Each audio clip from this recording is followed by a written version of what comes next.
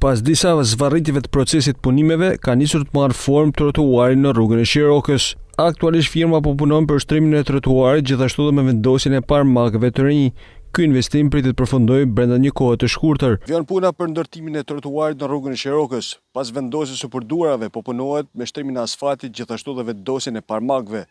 Ky investim është mirëpritur nga qytetarët shkodran. Punimi janë shumë bukur. Jo gjë e bukur fort, gjë e nevojshme fort. Se kjo rrugë ka marrë rrezik më tepër se qytetit. Se janë dy pika turistike. Edhe do të lidhesh me malin e zi. Pra më thamë që edhe më kanë edhe fije ma që kishte kanë ma mirë, po. E mirë është se në përsat ka këtë përfaqe zezë, ka këtë me plakë me gjana.